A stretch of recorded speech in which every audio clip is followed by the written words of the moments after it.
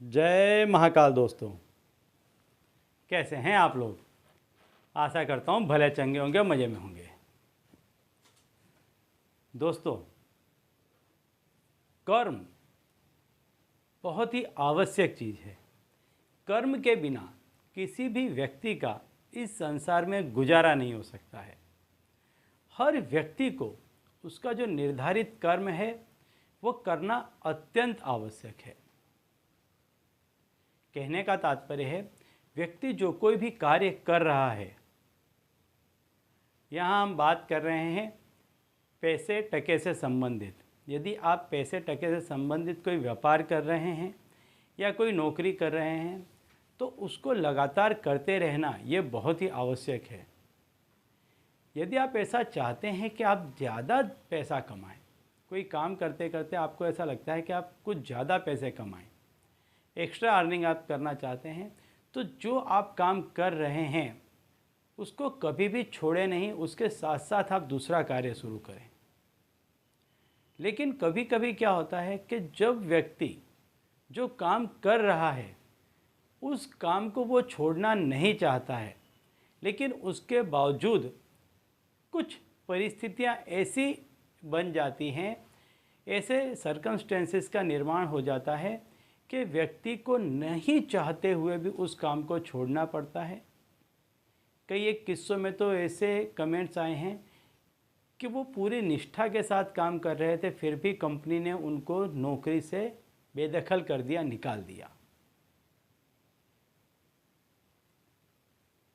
कई जगहों पर ऐसा हुआ कि लोगों का बिजनेस बहुत अच्छे से चल रहा था, जिस व्यापारी के साथ उनका काम चल रहा था वही व्यापारी ने अब पैसा देना बंद कर दिया, माल ले लिया और पैसा नहीं दे रहा है। यानी कुछ ऐसी घटनाएं घटने लग गई, एकाएक कुछ ऐसा होने लग गया कि जो काम एकदम व्यवस्थित एक लीटी में चल रहा था, बहुत अच्छे से चल रहा था, उसमें विघ्न बाधाएं आने लग गई। और यदि ऐसी विघ्न बाधाएं आपके जीवन में भी आ रही हैं कि सब कुछ बराबर चलते चलते सब कुछ सही हो रहा था, ऐसे समय पे यदि कहीं से कोई तकलीफ़ें आने लग गई हैं, एक के बाद एक तकलीफ़, एक के बाद एक तकलीफ़, आप किसी एक तकलीफ़ का समाधान करते हैं, वहीं आप दूसरी उलझन में फंस जाते हैं, उस उलझन में से निकल नहीं पाते हैं और तीसरी उलझन आपका रास्ता देख रही होती है। यदि एक के बाद एक ऐसी उलझनें आती जा रही हैं तो बहुत क्लियर कट है इसका मतलब कि कुछ नकारात्मक शक्तियाँ या कुछ नकारात्मक चीज़ आपके पीछे लग गई है, आपके साथ हो ली है, या किसी ने कुछ ऐसी क्रिया कर दी है कि जिससे आपके सारे ही काम में विघ्न बाधाएं आने लग गई हैं। या तो ऐसा हो गया है कि किसी ने आपके कामकाज को बुरी तरह से रोक दिया है कि अब आप नया कुछ भी करने का सोच नहीं सकते हैं, इस तरह के कुछ क्रियाएं किसी ने कर दी हैं। तो इसके लिए आज मैं एक उपाय बताऊंगा आपको कि इस उपाय को करने से ऐसी यदि कोई भी नकारात्मक शक्ति है तो वो आपसे तुरंत ही दूर चली जाएगी। और साथ ही साथ इस चीज़ को जब तक आप अपने पास रखेंगे तब तक ऐसी कोई भी नकारात्मक शक्ति आपके इर्द गिर्द नहीं आएगी। तो दोस्तों, यदि आप हमारे चैनल में नए हैं तो मैं आपको बता दूं कि हम इस चैनल के माध्यम से हमारे प्राचीनतम ग्रंथों में छुपे हुए कई ऐसे गूढ़ रहस्य हैं जिसके बारे में जानकारी प्रदान करते हैं। तो यदि आप भी इसी तरह की जानकारी में रुचि रखते हैं तो अभी हमारे चैनल को सब्सक्राइब कर लीजिए और बेल आइकन को प्रेस कर दीजिए। इससे हमारे द्वारा बताए गए उपाय आप तक आसानी से और तेज़ी से पहुंच जाएंगे। तो चलिए दोस्तों, बताता हूं आज का उपाय के उपाय में आपको करना क्या है। इस उपाय को आप किसी भी दिन कर सकते हैं, किसी वार का या किसी दिन का कोई भी बाध्य नहीं है। आपको पीपल का जो पेड़ होता है उसका जो पत्ता होता है या पान होता है, जो भी कहें, वो आपको लेकर के आना है। और ये पान आप लेकर के आएंगे, ये कहीं से किसी भी तरह से खंडित हुआ होना चाहिए नहीं, आगे से पूरा नोकदार जैसा आता है वैसा होना चाहिए और पीछे डंठल लगा हुआ होना चाहिए। ऐसा एक कप पूरा पान लेकर के आएँ। अब इस पान को लेकर के आकर किसी एक बर्तन में स्वच्छ जल लें। किसी भी वनस्पति को लाने की जो विधि है वो मैं बता चुका हूँ कई बार, फिर से बता दूँ कि आप प्रार्थना करें कि आप उसको क्यों ले जा रहे हैं। इसके बाद आप विधिवत उसको वहाँ पर पानी से धोएं और ले कर के आएँ, और कुछ 1, 2, 5 रुपए का सिक्का वहाँ पर रख कर के आएँ। ऐसे आप उसे ले कर के आएँ और किसी स्वच्छ पात्र में जल लें और उसमें आप उसको रख दें। अब आपको उसमें तब तक इसको रख के रखना है जब तक ये पूरा जालीदार ना हो जाए। इसका जितना भी हरा भाग है, ग्रीन भाग है, ये पूरा निकल जाएगा, ये जालीदार हो जाएगा। अब इसकी जाली टूटनी चाहिए नहीं।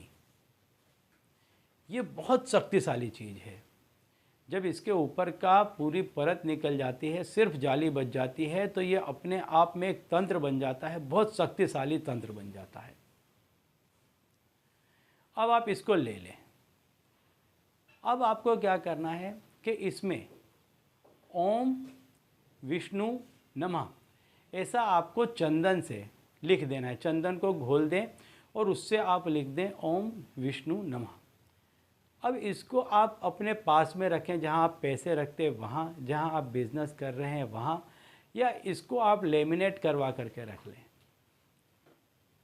ये चीज़ जब तक आपके पास में रहेगी तब तक समझ लीजिए आपके पास कोई भी या किसी भी तरह की नकारात्मक शक्ति नहीं आएगी, और जो कोई नकारात्मक शक्ति होगी वो चली जाएगी।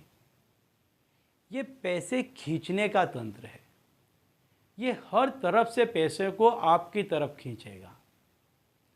जहाँ कहीं भी जैसे जैसे आपके जो कोई भी काम रुक रहे थे, वो सारे काम आपके एक के बाद एक आप देखेंगे कि आपके बिना प्रयत्न किए हुए आपके काम बनने लग जाएंगे।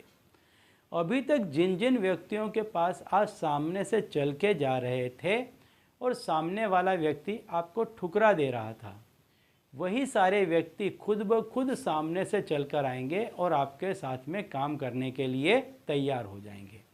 एक्चुअली वो व्यक्तियों को आपसे विरोध था ही नहीं।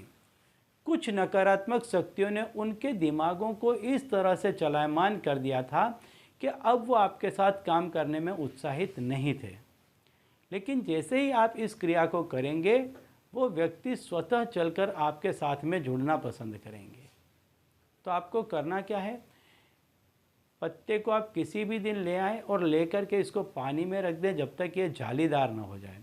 इसके बाद इसमें सीधी तरफ में आपको ओम विष्णु नमः ऐसा लिख देना है चंदन से।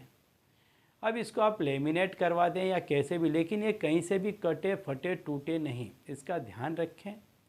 और इसको आप अलमारी में, तिजोरी में रख दें, अपनी पर्स में रख दें, अपने बिजनेस की जगह पे रख दें, कहीं पर भी रख दें। और सुबह शाम इसमें आप दिया बत्ती कर दें, धूप बत्ती इसमें सुबह शाम आप कर दिया करें बस। यदि आपको लगता है कि आपका काम बहुत अच्छे से चलने लग गया है, अब आप इसको नहीं रख पाते हैं, क्योंकि इसको रखने के लिए जैसे मैं बताता हूँ, कहीं भी यदि किसी का जन्म हुआ है, किसी की मृत्यु हुई है, वहाँ पर न ले जाएं। मांस मदिरा का जब भी सेवन करें, इसको अपने से दूर रखें। तो ये कुछ नियम है जो पालने चाहिए इसको रखने के बावजूद, अन्यथा इसका असर फिर नहीं होता है, ये बेअसर हो जाता है।